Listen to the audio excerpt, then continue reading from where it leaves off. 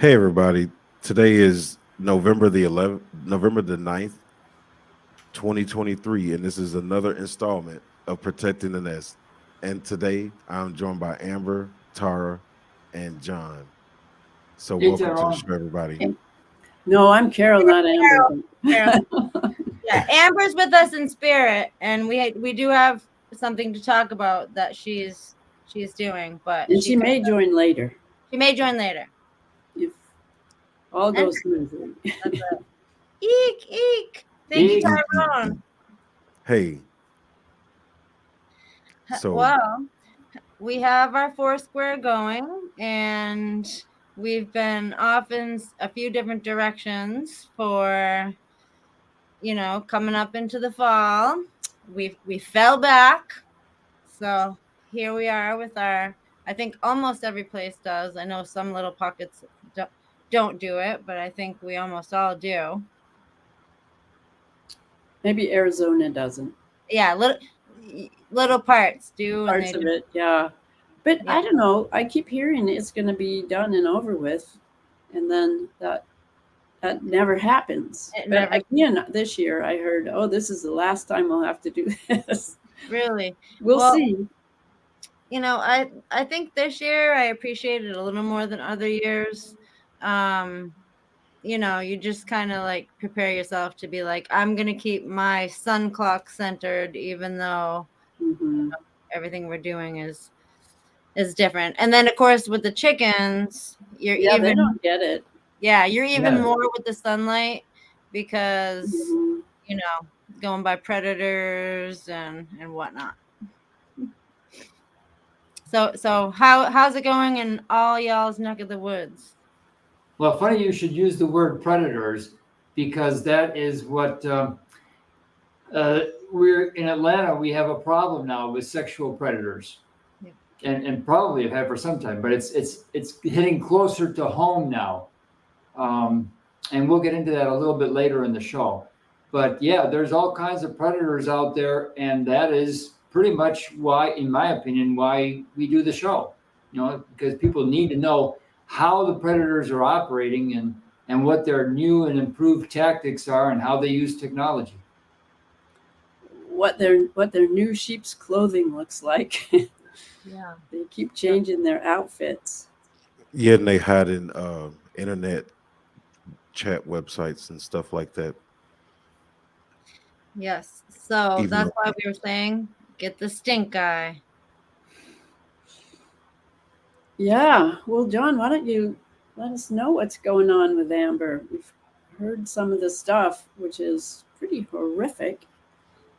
So give us the lowdown. Yeah, Amber's oldest child is in junior high school here in Atlanta. It's a private school, and they pay a pretty good price, even with a slight discount that they get because they maintain the grounds.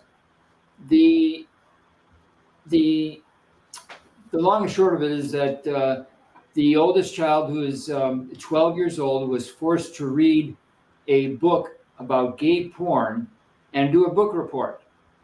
And Amber and her husband have had a huge problem for the past 4 days trying to understand why this book was on the reading list and why the school board, I mean the school administration, is not listening to the parents about this issue. So other parents are just as upset.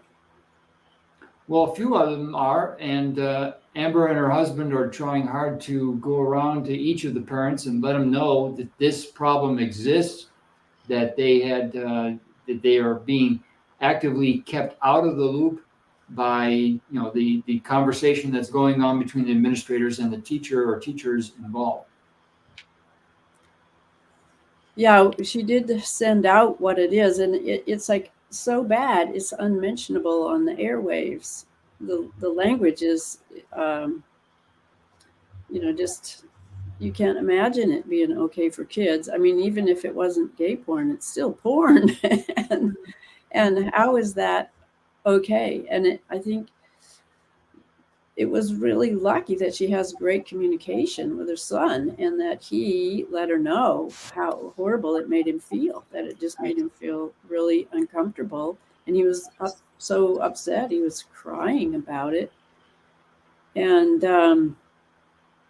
yeah, it seems like there's this new emerging okayness of kids not telling their parents and the parents not being part of, like, getting, they can get vaccinations without permission, that there's just this separation going on, and it's being done in a kind of clandestine manner, which is very distressing. I think, if someone was to put that in the newspaper or anywhere, people would say, what is this? What is going on? So, and I think predation is the right word. I think it's grooming. And Yeah, and they're trying to make all of this more acceptable, mhm. through the law. But porno's never been acceptable for children. There's that's They have to get it socially acceptable, which is why they're mhm. doing these little things. Yeah, I mean, come on. If you're, what, 10 years old or something, and like there's a friend or even like maybe an older sibling or something that are like, oh, I found this like raunchy thing or whatever, whatever, they'll deal with it. It's something. But it's like when you have adults that are supposed to be not just understand how to act, right? It is so, that's the thing. It's not like Amber found out and her child was like, oh, excited about it. Like, he was upset. Like, he could tell that it was wrong, that just stuff about it was wrong. And seriously, a lot of this content is like I think I've said before, as a kid, as a child, I was like reading Dr. Ruth books at the library. I was like, don't keep anything from me. I'm going to find out. I want to understand it. I want to know it. But at the same time, was lucky enough to be, protected in a wholesome environment and be able to, just be safe, and luckily, you guys know Amber, she's a great mom and they're great parents and stuff. But the majority of kids, honestly, are not going to say anything to any adult. They're just going to like internalize the weird atmosphere, and like, and this is where I was leading with myself. Like, this is a different level dark. You know what I mean? Like, it'll be like a descriptive, like adult child gay, like, whatever thing that they're like describing out this like language that like nobody even wants to hear, like, never mind a little kid. So the funding that is going into this crap and into the structure of like public school, public medicine, what, not public, you know what I'm saying, industry is very dark, and we need to have the hugest stink eye on this stuff. Well, it is going into medicine. That you were speaking right. I mean, there's a lot of dark stuff that is easy to find if you know how to speak that language. And I think even doctors are so busy, they're not noticing the papers that are all out there that are saying there's poisons in our food. Like, we watched a video last week about a group of moms across the country that analyzed the food that was being fed in most of the school districts across the country, it was fast food, and they actually had it analyzed by a lab, and people sent it all in, and there was arsenic, there was heavy metals. I mean, it wasn't just some stuff that wasn't organic. It was lots of horrible poisons that are part of eating inexpensively. And so I think a lot of people, it's quick, it's easy, but it is the same kind of pollution is being incorporated into the food supply as into the curriculum. Yeah, it's so true. And it's like nourishment is so important. And I feel like as a culture, you know, probably just like anywhere, there's pockets and like good families where food, you know, where food is super important. But like as a culture, we're kind of tricked into thinking like, oh, nutrition and daily nutrition is kind of secondary to like everything else that you need to do. You know what I mean? And instead of making that, It's not taught even in the medical schools. Yeah, it's just not taught, not talked about. And if you go to the doctor and ask him about, does your diet affect this condition or that, they always say no. So it is a mystery why that's the case. well, But they're not trained. They do like a week of nutrition. mhm. They do not specialize in nutrition, and you have to go to a nutritionalist if you know, some doctors understand that they should make themselves knowledgeable, and they do, but it definitely is not a given in Western Yeah, school. and I think Well, nutrition is how we build up our immune system, and that's what we need to do culturally now. We need to rebuild our immune system I agree. culturally. And also, we definitely know that nutrition affects your mental capabilities because they found a link between problems in the gut biome and Alzheimer's. So, be careful what you eat, or at least be careful what you eat consistently. You know, Yeah, but it's a metaphor for everything really, that we can augment the good parts that are improve things, and we can minimize the toxins, but in the exact opposite is what seems to be happening on many levels. And that's, I think, what fifth generation warfare is, and what predators do. They try to trick people to get them into their lair, into their snare, into their whatever. So there's just trickery everywhere. It's like I know I told Tyrone this about a year ago, but I probably didn't tell the three of you. And back in Italy, there was a big scandal in 2008 where they found hundreds of vats of poisoned milk. It had I don't know if it was arsenic, but it was some chemical and bovine growth hormone. It was just unbelievably unhealthy, and they were selling it to school cafeterias. So finally, the parents complained enough, and the carabinieri were caused these people to shut down. But a year later, they were back up and running under a different name. It's that kind of thing that's driving people nuts. I know, and it's like, you know, you need to really it's a fine line because you want to be healthy, you want to be safe, you want to do the right thing, but you certainly don't want to cross over into like anxiety, because that's not good for you. You know what I mean? So Mhm. it's like it's all about the stink eye again. Like, you know, go follow your instinct. If something doesn't seem right, taste right, seem right, or you just get a weird feeling, go with it. And if you can find out ingredients, you know, obviously nothing's a given, but I think as we navigate some of these more like, you know, dangerous waters, find our flow, whatnot, just, you know, I became a vegetarian pretty much like my whole pregnancy. I was still a vegetarian, and I didn't even really start like getting totally into seafood until like I was breastfeeding. But like I had always, you know, really liked food, but hadn't really thought that much about it. And then I started to realize, oh, there's like creepy stuff that, you know, potentially whatever.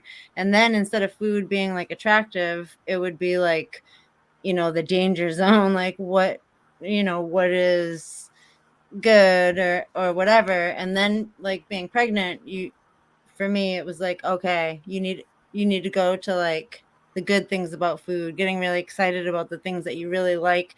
Like the things that you really like, go for it, find the best of it, and mix it with other good stuff. And so, just like you were saying, Carol, the good stuff can always, overplay the stuff that we watch out for. And especially with prayer, we know can transform water, which is most of everything. And yeah, prayer, thoughts, language, all those things can emanate from us outwardly. And that's something we can do. I mean, I think the idea of both promoting something good and at the same time minimizing is bad has been flipped on its head. And so what's happening in the media, culturally, in our curriculums, everywhere we look, in our grocery stores, the bad stuff is what's being promoted and the good stuff is what's being minimized. So we just and even when you look at the papers on the genes, and even when we're looking at the fast cancer stuff and what's happening, it's the same thing. You constrict the gene that will activate your immune system. You constrict it, you wrap it up tightly so it can't express itself, and then you activate the ones that are going to hurt you.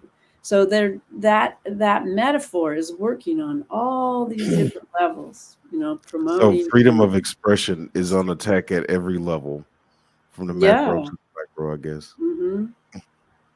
So that's where we really need our stink eye, also called discernment. That's another good word too. But yeah, you just really have to see who's saying this, where is it coming from, and call it out wherever we can. And there's still, I don't know, here in Portland, Oregon, there's still a lot of pushback. And I just found out that my grandson, part of his literature curriculum was Exorcist, the movie, the actual movie, wow. Not even reading the book. That they're, the literature classes are more about discussing media than teaching kids how to read and analyze and write. I think it's there on some level, but not everywhere. So they could have did a classics remake or something, like Romeo and Juliet, but The Exorcist. I've actually never seen that movie myself, just because I'm not into that type of stuff. Well, the old one, was it the old one or the new one? I didn't ask him. I didn't even know there was two. I don't know. Well, there was one that I saw when I was little that my dad let me see, and my mom was mad at him, and it tormented me. But then probably, I don't know, maybe 20 years ago, there was another one that was something of Emily Rose or something. I never saw that one. Yeah, I saw part of something that was, I don't know which version, but it had the little girl's neck would twirl up. The graphics were just horrific. Right. And yeah, it exactly. was Not stuff for children, not imagery for children. No, not even teenagers. Yeah, it's this is not classic literature. You think of literature as being the classics, exactly. That's what you're going to be learning and studying, whatever, Greek mythology and Shakespeare, and that's what we looked at, that stuff. What were people thinking about, and how is it like what we're thinking about? And there was a lot of analysis there, but that some of the stuff that is actually being studied, I don't think the critical thinking, I know Peter Duke talks a lot about this too, that the critical thinking is just not being taught. And that's stink eye, discernment. How can you tell, is this resonating? Does this make sense? Does it have logical outcomes and consequences? And, you can, how do you analyze it to see, is this valid? Is this not valid? Well, a large element in my own upbringing were the classics like the Iliad and the Odyssey. Mm-hmm. And those books have withstood the test of time, so they must have material that are good for growth. And yet, in fewer and fewer schools, do you see the Iliad and the Odyssey being taught? Yeah, they were taught in my college. I don't think they were in high school, but we did look at, you know, a lot of classics, mostly like Greek mythology, and that too talks about the metaphors of life, you know. So it those things you can But think about. you know, it just literature itself, you think reading. Hmm. And so it's just that what your brain does when you're reading is different than watching something that may be very entertaining and very good, but all the like visuals are filled in for you and audio are filled in for you. And when you're reading, it's like your mind gets to like hear the descriptiveness of the words and formulate your own, you know, your own image of something. And now, granted, as researchers, definitely a picture is worth like, you know, 1,000 words, and we want to see the real Mhm. thing. But for just storytelling and just to either be the reader or the listener has a special thing unto itself that, you know, for your mind and spirit. Yeah, I think you're exactly right because it forces you to be able to create your own imagery. And so it forces creativity. You have to translate it into what you think it looks like because you don't have the pictures there. So your brain has to work extra hard. And that's a wonderful exercise. And if you think about it, that's what makes it so much better for kids, Hmm. because then, you know, I know for me personally, and maybe we all feel this way, when you're a kid, when you hear something, you reference it to like your own thing. So it's not like you can, like when you see something that's like horrible, it's like hard that you can't take it back. But if it's like, oh, you're hearing the details of this story, you're imagining it, like, bless you. But it's just like, you know, depending on the storyteller and where they're taking you, you know, you get to experience it that way. So what did he think about The Exorcist? Did he like it? Well, he didn't really say what he thought about it, but he did say that they had a good discussion analyzing like the special effects and stuff like that. So it's they I don't know that they talked about what the issues were even, but the imagery is fairly horrific, so it gets indelibly etched. Did he ask any of the children if they felt traumatized after I don't watching think it? so. Yeah, I would doubt that, but yeah, I was just so horrified. Um, that's what it counts as. I just was. It's Yeah, the another stuff they're putting in description. these children's books, supposed to be for children, is absolutely reprehensible. You know, some of the stuff that Amber showed us that her child was being exposed to. Like I never read anything like that in school. You know, no themes like that. Period. Like you would have had to get a book.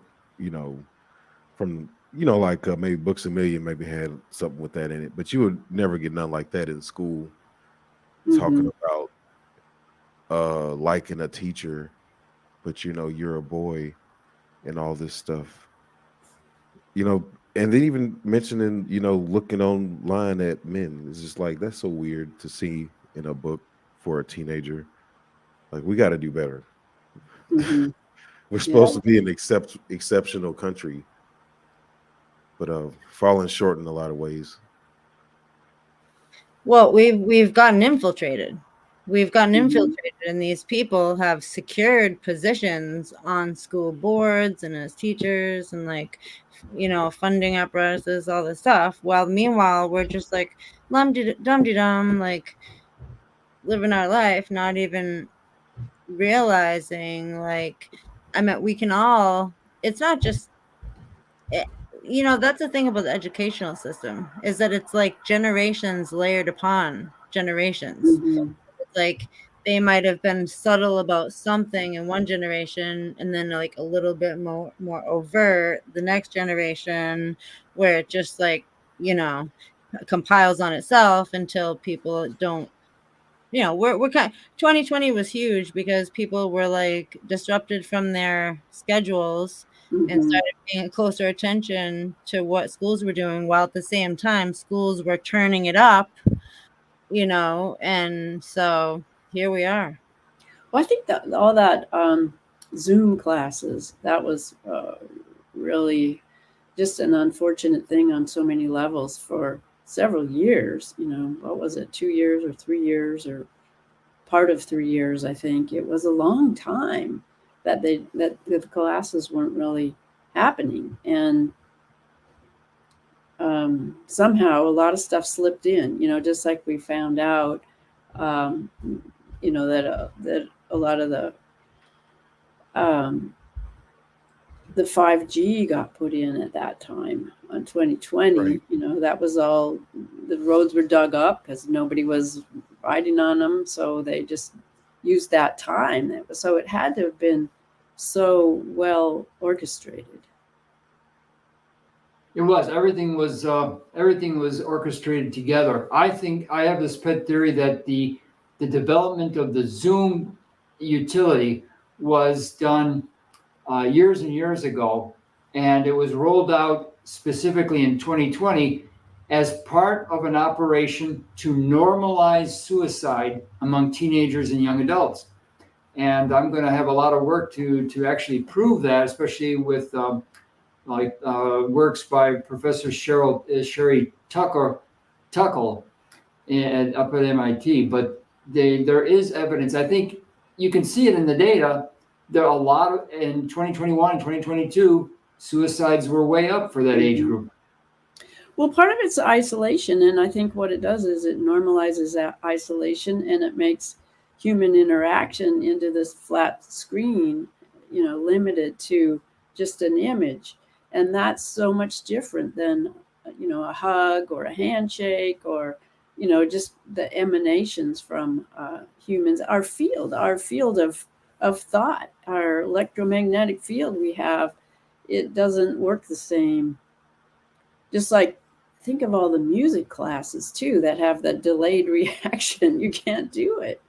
It's just not this. You get no resonance.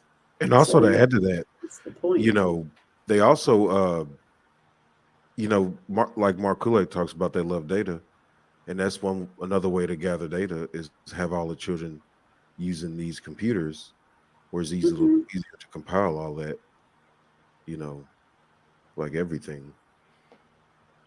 So that's one thing too, and also this new learning platform that's mostly digital.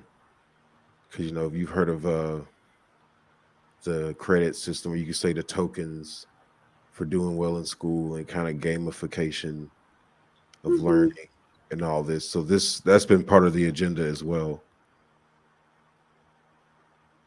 So it's One thing, multifaceted what it's accomplishing, you know, over these past 3 years. yeah, it's like some silver linings, but like I know for myself personally, and I'm sure I'm not alone, that like, you know, previous to 2020 and all this, like I've had a lot of respect for schools. You know, I meant we might have found out certain school, but like schools in general, you know, just the whole, and you know, hospitals too maybe, but just now it's I think a lot of people, their opinion has become so low and so like basically suspicious of what potential. I mean, not everyone obviously, but a lot more people.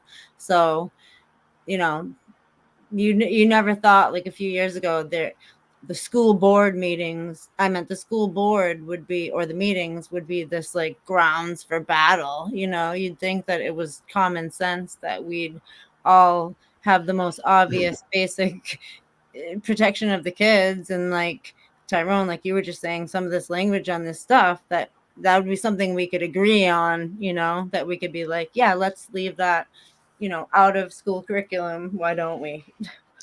And I thought it was a little absurd that at these school board meetings, they're basically treating people like they're at one of these Supreme Court hearings where you get like a couple minutes to talk and then they just cut you off when they're ready. And you know, you don't even get to say your whole piece.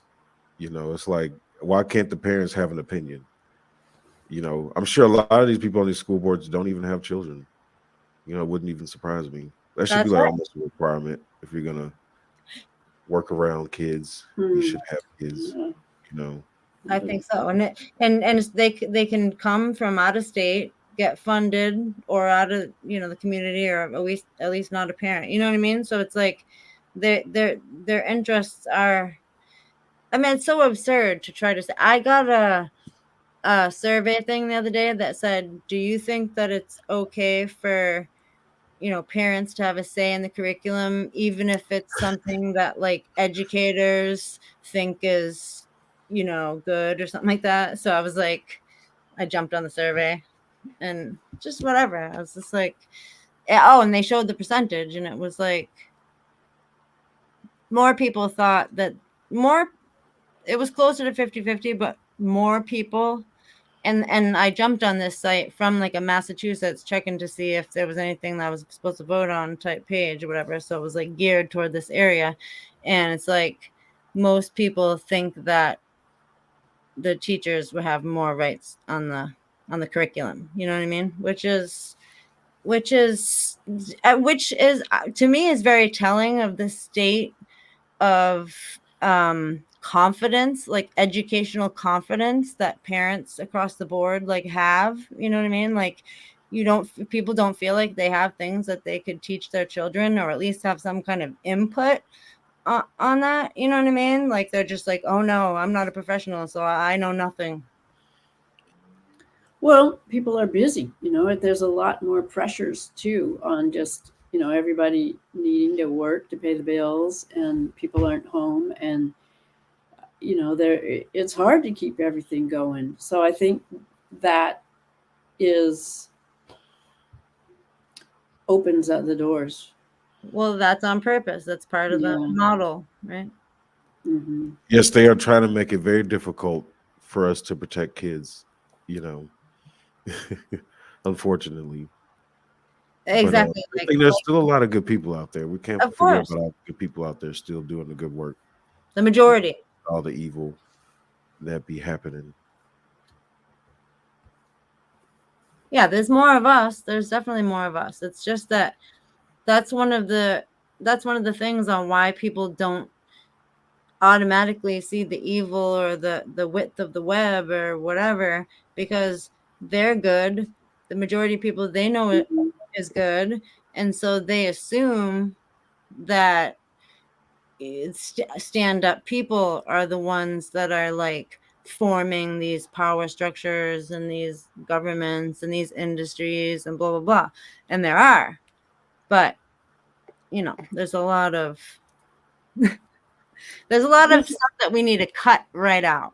Yeah, there's a lot of kind of crazy double think about that, because I think whereas people are feeling that, they want to assume that everybody's like them and is good, yet there's this message that people are horrible, people are greedy, and they're just, you can't trust anybody.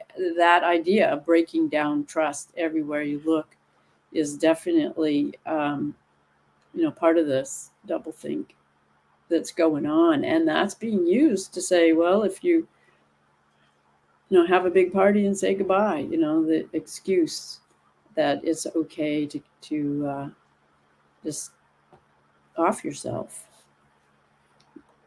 just decide to do that without having to be. I mean, I can understand people wanting to have some control over the end of their life in terms of horrible pain and awful symptoms that you had to go through. I can understand part of that, but just to say goodbye, have a party here, we'll give you a pill and you can have a nice time, just that's a different thing. Trickery. Mm-hmm. Well, it's Soylent Green. It's what H.G. Wells saw coming. I know that's the kind of stuff that makes me like, I'm really not a sci-fi person, but I'm just like, there's something that seems other species-ish about that whole like angle, and honestly, I just think that it's just empty empty people house demons, you know, and grab a hold of these power structures that we just cannot allow basically. Mhm. It's like I feel like on the good side, like on the flip side, that we are having like um in the positive, we're having a subtle effect while having kind of like overt theatrics, you know? So there's a lot going on that you could pay a bunch of attention to with all the, you know, political stuff and whatever. You know, John jumped off for a minute. So from the third point, I'll just say, even with everything going on, like war wise or whatever, it's like just stay on the third point, because, you know, anything with like two sides, like you just run the risk of being too blindsided if you just Mhm. one side or the other. Like just keep the third point perspective, because, you know, any of us can all think like, you know, as far as these factions go, we know that they don't follow neatly the lines of like any country or region or any group, you know. Well, I think that's a good point. I think that what we can do, and that's what this program is all about, protecting the nest, is to, you know that we can get through this, as icky as it is. And by looking at this horrible stuff, we can still feel good. We can still love each other. We can still, have a wonderful experience here on Earth. And that's what we have to do to protect our nest. And that's why I did bring a video that I just really enjoyed. It was just something I came across, and I just really liked the fact that it wasn't in English necessarily. There was some sort of subtitles about it, and it was just this beautiful ritual of using these beautiful tools to make a simple thing that makes you feel really great and really helps you internally too. This guy making salve for anti-wrinkles. So here I'm a great grandma. That's a good theme. But but but supporting your skin and rejuvenating your skin and having that absorption, it goes into the inside too. It goes into all of the collagen that your body uses, the cells all over. So it's not Did just you want to watch some of that? yeah, let's look at it because it's real Okay. meditative. There's just nice music, and I love the tools he uses to make this stuff. And then he makes a wonderful tea afterwards. It's only 3 minutes, but it's very meditative, and it just makes you feel great. So yeah, let's watch it. It'll change our attitude a little bit here from just seeing Okay, just a moment. horrible I'm gonna things. share that You know, video. a couple that I think that's what we need to do. The next time Mhm. somebody's trying to like have a, you know, disagree, whatever, you know, confused young person, be like, let's come have a cup of tea. Mhm. Okay. I got Yeah, some just biscuits. You know what I mean? simple ritual that you can Yeah. do either Let's eat on your together. phone or to bring people together. Yeah, exactly. And using real ingredients Yeah. and appreciate them, and having gratitude for just a simple little ritual. Yes. Here he is. You can start at the beginning. It's short. I don't hear it. There's really nice music. Oh, I hear it. You hear it? I hear it. Yeah. Let me try to reshare it right quick. Yeah, I didn't hear it at all. It's just real quick. Do do do do. Something like that.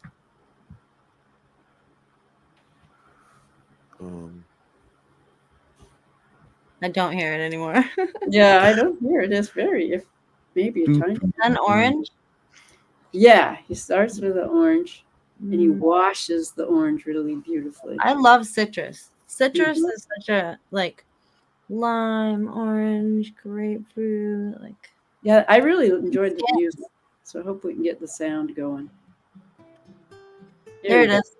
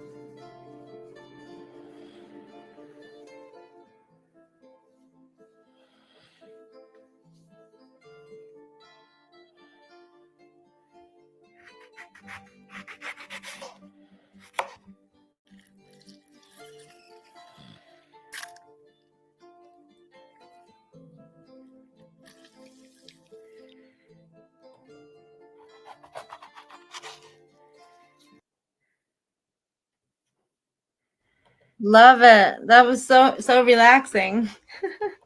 Sorry, I brought us back in early. It Mute it. still wasn't finished. Carol, you're muted. Mute it. Yeah, it wasn't done. He grates the ginger and he makes this really lovely tea with more ingredients. But anyway, I just like the Drink? meditative. Tea to drink. Yeah, tea to drink. That's what he's making: lemon and ginger, and I forget, maybe it was cinnamon or cloves or something. You could have it. Yeah, that didn't look too difficult to make. Did No, you yeah. watch the second part of it? It's got about 2 minutes left. Yeah, no, let's watch him make the tea because Okay. it's really quite lovely. Sorry about that, ladies. That's okay. We got to pause for comment. Here. Yeah, water, yes. I'm gonna bring it back a little bit.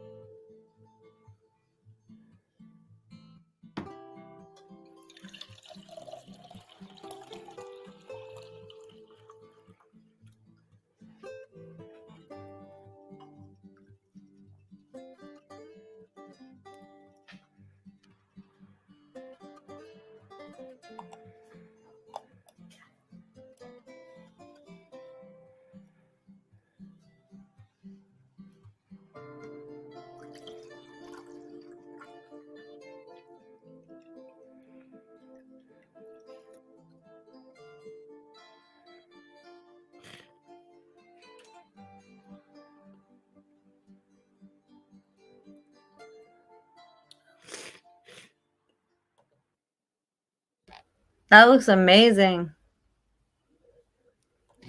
I love the color. Yeah, that last drink looked like it'd be kind of strong with all that ginger in it. Spicy, yeah. It speeds up your metabolism. That's all good. Well, we know John would absolutely love that because he likes ginger beer, so I'm assuming he would like ginger. And my friend Sarah would absolutely love it because he eats like whole pieces of ginger. Me myself, I don't know. I'm not a chugger of it, but I would definitely try it, and it looks dang good. Yeah, it looks pretty strong. I think it's a sipping tea. You Yeah. sip it slowly, Yeah, and definitely. it has that warm color like fire. It would just warm you in the winter. Yes. And I'm gonna have to make that drink and get back to y'all. Yeah. I bet it smells great. Yeah. 'Cause Mm. I have all that stuff already, so I could do that, you know. Well, you're a chef. Well, I Oh, was a chef for a couple of years, you know, not anymore though. I mean, at home, of course. Mhm. well, I of think course, if you can do it. it's just a great reminder that just really simple things done carefully you can just feel the gratitude in every gesture of what he was doing, and I just really loved that. It made me really, really happy to watch it. So different from all the other stuff I'm always watching about all these horrible things. It was just a lovely feeling. That's right. Good atmosphere, good Mhm. like colors, and very like earthy ingredients, and then Yeah, and I like the multiple music. languages. Yeah, German. I was like wondering that. Well, that was German. on there. I was like, is that guy German? I don't know, but it looked German. But yeah, I think that colors are so important for not only food but just your eyes even. I think that's connected anyway. You see it and it's just no, and it's like those tricks, when we talk about those tricks or ingredients, it's like food coloring or freaking waste products or whatever they're trying to like add in there. Arsenic, heavy metals. It was worse than just food coloring. Yeah, It's like they're just putting it in there because they don't know what else to do with the stuff, so they're trying to exactly. It's almost that makes me So- think of like the repurposed drugs. They just try to repurpose. That's Every very material. much like what fluoride was. It was something that they needed to get rid of from the uranium industry, from the power plants, and so okay, we'll just put it in the water supply. Like the petroleum jelly. Petroleum jelly is the same thing exactly. It was just the waste products from making oil. Yeah, And But ladies, real stuff. sorry, I just want to say we're almost at the top of the hour. yeah. So did y'all have any final thoughts? Well, I think, staying away from certain products that you can, or foods, when you can be more creative and go outside of the Procter and Gamble box and flip and, get your own, it's not, don't beat yourself up about it, like whatever, but just, I think, thinking more about sourcing and about trying new things and about supporting, like I just got this aloe from just this family business, and like I ordered online, but they're like showing them at the farm, like whatever, and that's a great simple product. Just thinking simple, which can be great.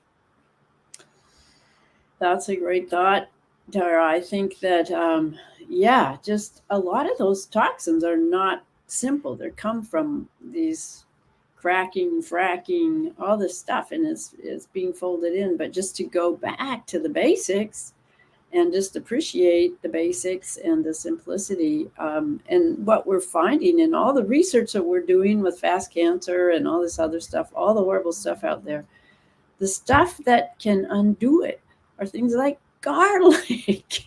You can, there's different, maybe new technological ways of getting it into you, but it's for thousands of years people have known how healing it is and how it can support the super soldiers, etc. So the answers are before us. They're here. They're already here. So that we're learning that through the technology. That's what's coming all the way full circle. So let's get there as fast as we can. I'm ready. Me too. And I guess some takeaways from this show is take time to do simple things to take care of yourself. Hide your kids and debrief them often.